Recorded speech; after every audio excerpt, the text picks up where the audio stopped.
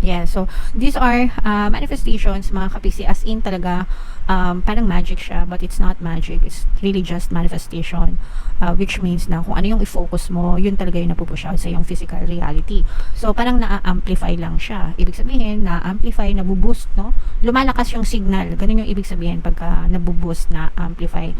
Di ba, pag malapit ka sa router, malakas yung signal. Pag malapit ka sa pagka may cell site, di ba? Malakas yung signal. So, ganun. Parang malakas yung signal mo kay universe.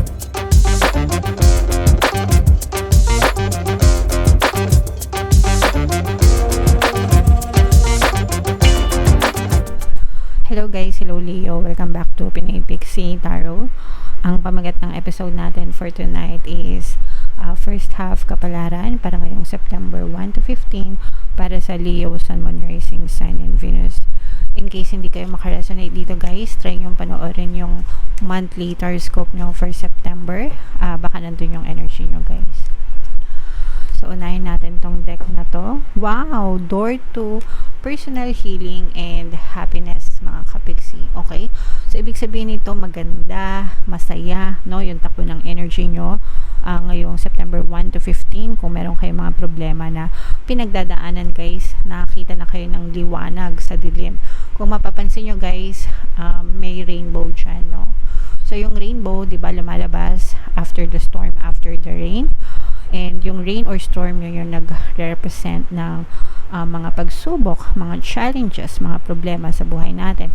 So pag lumalabas ito, ibig sabihin tahimik na, no? Tahimik na yung mundo nyo, hindi na kayo na masyadong namamroblema, and i-expect nyo, pagkatapos naman yan, is maaari na kayong mag-expect ng mga blessings, biyaya, at pagpapala, mga kapigsi, okay? Pero syempre guys, no, kung wala naman kayong ginagawang pagbabago, sa buhay nyo, no? Puro pa rin kayo reklamo, puro pa rin kayo kuda, no? Huwag nyo nang asahan na may blessings na dadating sa inyo, lalo na kung ubod kayo ng nega. Kasi ako na mismo yung nagsasabi sa inyo na kayo yung nagpaparusa sa sarili nyo. Kayo yung kumaharang ng mga blessings sa buhay nyo. Okay? So, kung wala kayong pagbabago sa buhay nyo, huwag nyong i-expect na papasok yung mga blessings kahit na maganda pa yung mga reading. Okay? So, instead, be grateful guys sa lahat ng blessings. Salamat po. Kasi okay na kami. Salamat po sa mga blessings. Salamat po sa mga biyaya at pagpapala. Diba? Dapat ganun yung attitude nyo, guys, para talagang ma-attract nyo siya sa buhay nyo. We have hostilities in upright. Ito guys, mag-ingat kayo. This is a dangerous energy, mga kapiksi, no?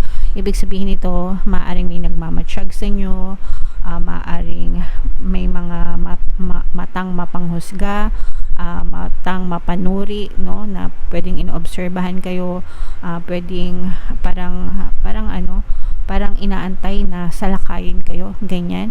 So, very dangerous energy. Kaya mag-ingat kayo. Syempre, magdasal, humingi ng protection at gabay, and kayo din mismo mag-ingat, guys. So, hindi lang ito sa physical world, mga kapiksi, pati sa mga online world, diba? Kailangan nag-iingat pa rin kayo, guys. Okay? And another message for you, Leo.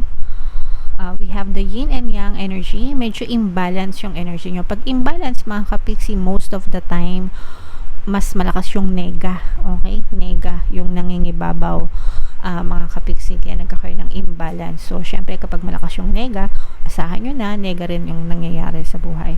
So, kung ayaw natin yon, mga kapiksi, kailangan palagi kayong nagme-meditate, nagpe-pray, mag-cleanse, no? Iwasan yung matrigger ng mga negative circumstances sa iyong paligid, guys, and always bring your focus back to yourself. You are powerful, you are good enough, you deserve all the best things in the world, regardless kahit ano pang sabihin ng mga tao sa paligid mo. Palaging uunahin mo yung sarili mo, palaging yung sarili mo yung papaniwalaan mo, kapiksi. Okay? So bring back the balance in your life, guys. So tingnan natin yung ganap sa inyo ngayong September 1 to 15. Shuffle ko to guys. Habang sinashuffle ko to, panoorin nyo muna yung video natin regarding sa ating paano mag-manifest ng abundance video Leo course. Kapiksi, sawa ka na ba sa mga struggles at hirap sa buhay mo? Masipag ka ba at masikap sa buhay ngunit hindi ka pa rin umaasenso? Ilang beses ka na bang nag-attempt magnegosyo at mag-invest pero palagi ka pa rin nalulugi? Sa pagkakataon na ito ay maaaring may subconscious beliefs ka na nagiging balakid sa iyong pag-unlad at pagyaman. Introducing, paano mag-manifest ng abundance video course. Dito ay matututunan mong ma-overcome ang mga balakid mo para tuluyan ka ng umunlad, umasenso, sumagana, maging matagumpay, successful at maswerte sa iyong kabuhayan, pera, trabaho, negosyo, salapi at kaperahan ng bonggang-bongga. Dali, mag-send na ng email sa pinoypixitaro@gmail.com at simulan na ang iyong pagyaman ngayon.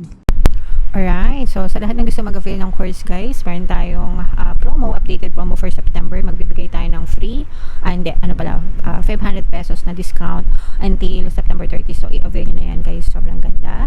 And meron din tayong bagong course guys, paano mawala ang third party at magkaroon ng harmonious na relationship, para mawala yung mga kabit ng mga jowa nyo. Updated promo, 20% discount until September 30. So i-avail nyo na guys, sobrang ganda. And sobrang ganda din ng inyong reading. Leo, kayo ay na-represent ng King of Wands sa ating spread. Ito guys, no, parang there are going to be very very powerful changes sa buhay mo. You are taking control of your life, mga kapigsi, no? Parang sinasabi dito, ito yung magandang pagbabago, mga kapigsi, no? Positive changes kasi nag-iiba yung perception mo sa buhay mo. You're taking your power back. Ibig sabihin, parang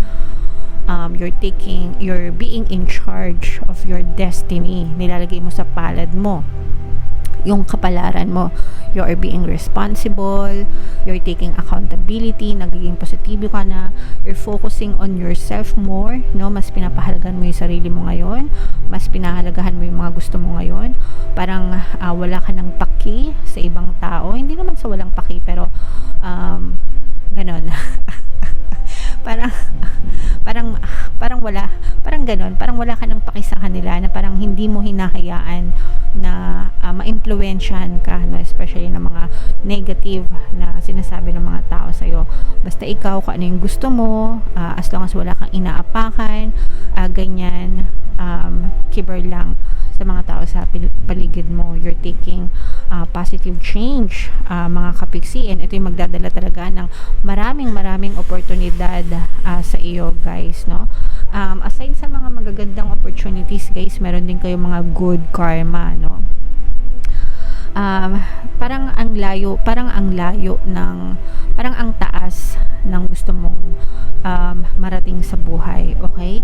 And very achievable sa iyo to guys. Ibig sabihin, kayang-kaya mong marating yung tuktok, no? Basta gugustuhin mo talaga, mga kapiksi, and at the same time tinutulungan ka rin, no, ng divine, mga kapiksi, ni divine universe, para ma-achieve mo ito. Gaangan mo lang yung approach, mga kapiksi, no? Make sure na may progress, kumikilos ka, but at the same time gaangan mo lang din yung energy mo. Don't be too hard on yourself, don't beat yourself up, di ba? Ibig sabihin, wag mong masyadong pahirapan yung sarili mo. Okay lang na magseryoso guys, pero minsan kasi nakaka-stress yun, di ba? Yung masyado mong pinipressure yung sarili mo, doing your best, and wala namang masama if you do your best, pero don't be too hard on yourself na parang pinaparusahan mo na yung sarili mo na, oy, dapat ganito, dapat ganyan, di ba? Sometimes ikaw na yung nagpaparusa sa sarili mo, no? Have fun while doing it, mga kapiksi, kasi if you're having fun, which is the language of the universe, mas madali mo talaga, kapiksi, maabot yung rurok ng tagumpay, okay? So yeah, what else? Ayan, no guys, no, these are answered prayers, mga kapiksi, no? Ibig sabihin, yung mga dasal mo, mararamdaman mo na tinutupad ni universe, tinutulungan ka ni universe na tuparin yung mga pangarap mo.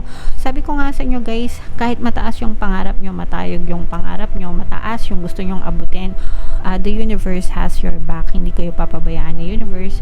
The universe will lift you up, no? Itataas talaga kayo ni universe, mga kapiksi. Ayan, no? Personal door to healing and happiness, diba?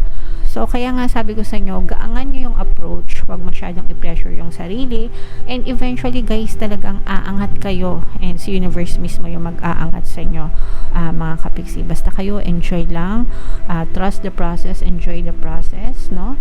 Talagang magaan guys, no, ito talaga nakikita natin, these are manifestations, no. Yeah, so these are manifestations, mga kapiksi, as in talaga parang magic siya, but it's not magic, it's really just manifestation, which means na kung ano yung i-focus mo, yun talaga yung napupush out sa yung physical reality. So parang na-amplify lang siya, ibig sabihin na-amplify, nabuboost, no, lumalakas yung signal, ganun yung ibig sabihin pagka nabuboost, na-amplify. Di ba pag malapit ka sa router malakas yung signal pag malapit ka sa pagka may cell site, di ba? Malakas yung signal. So ganun, parang malakas yung signal mo kay universe, mga kapiksi, the more na nagfo-focus ka sa mga prayers mo, sa mga affirmations mo. When you affirm, you pray, mga kapiksi, no? The moment na nagfo-focus kayo doon, guys, talagang napakabilis, no? Na maaaring maganap itong mga manifestation yung mga kapiksi. Iwasan nyo yung stress, guys. Itong mga stress na to, no, yung overthinking, parang kasi yung iba sa nyo, napapansin ko na advance mag-isip, pero yung pagka-advance ng pag-iisip nyo, nega, no, overthinking, nasobrahan sa pagka-nega, mga kapiksi, okay? So ito yung nagkukos ng mga stress nyo, ng mga anxieties nyo, and ito rin yung nagkukos ng delay ng inyong manifestation, guys, okay? So kung ayaw nyong ma-delay, guys, yung mga manifestation nyo, tigilan nyo yung kaka-overthink, no? And just pray and trust the process, sabi ko nga. And when you do that, talagang mabilis na mapapasa inyo yung inyong mga pangarap, yung inyong mga kahilingan, mga kapiksi. Alright? Okay, so comment down below, guys, if naka-resonate kayo dyan. I-mind nyo lahat yan, guys. Super ganda. Mataas na opportunity, matayog na pangarap, pangarap na bituin, yan. Matataas na pangarap, akin lahat yan. Mind answered prayers, yan. Mind manifestation, yan. Ako, guys, talaga. And good karma, syempre, wag niyong kakalimutan, mga kapiksi. Alright? So, i-mind nyo lahat yan, angkinin nyo lahat yan, deserve nyo lahat yan, Leo. And wag niyong kalimutan makinig ng ating mga pampaswerte subliminals dito sa ating channel. Super effective, guys. Ito yung playlist, lagay natin dito.